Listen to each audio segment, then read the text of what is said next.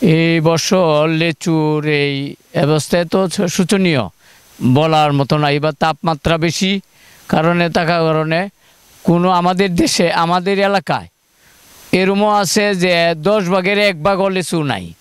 আর যে লিচুগুলি আছে এগুলি তো তাপমাত্রা সব অর্ধেকটা পুড়িয়ে গেছে বা ফাটিয়ে গেছে এই অবস্থা। এখন সমস্ত লিচু ঝরতাছে। আর আমার এলাকার অনেক জায়গা আছে গাছ প্রচুর পরিমাণ বউলাইছে, কিন্তু পরে লিচু নাই।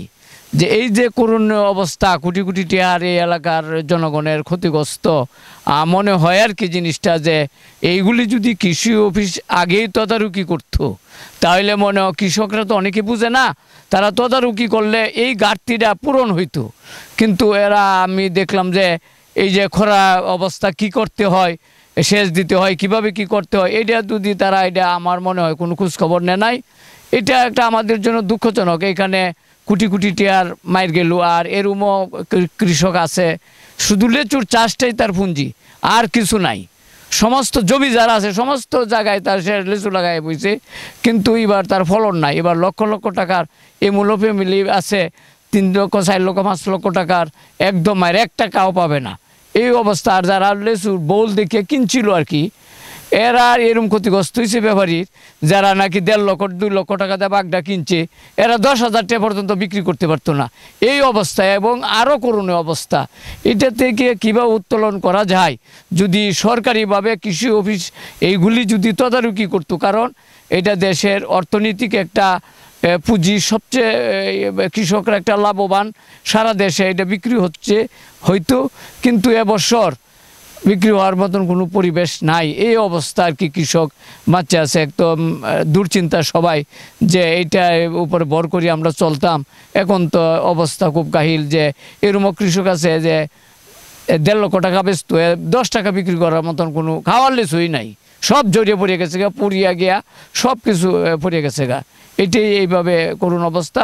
তা আপনাদের মাধ্যমে জানাতে যায়, যদি ভবিষ্যতে কৃষি অফিস যদি এগুলি খোঁজখবর না নেয় তাইলে এই দেশের অবস্থা খুবই খারাপ।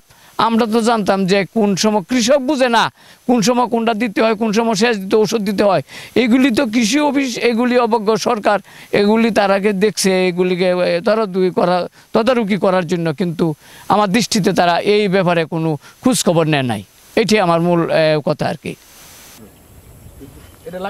না না না না না গাছটা দেয় এই যে আপনি দেখেন লেচু ডেডাকার হয়ে রয়েছে, একটা লেচু নাই, যে লাল লাল মাঝে মাঝে দেখা যায় সব কিছু নষ্ট লেচু।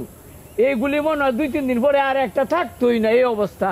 পাখি খাওয়ার মতন লেচুই নাই, ওখানে মানুষে খাইব কি এই অবস্থা হয়েছে আর কি, যে সব ডেডাকারা, কোনো লেচু নাই। যে লেচুগুলো দেখা যায় এইগুলি সব পুড়িয়ে গেছে গা, কিরা ওই ভরিয়ে গেছে গা। এইটি 2-3 দিন পরে সব ধরে আসি কিছু লিচু জড়িয়ে সব পড়িয়ে গেছে গা।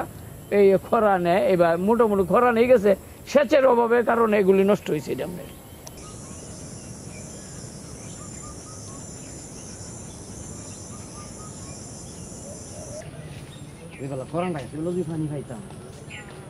এটা তো কৃষি সেক্টর মানে বিষয়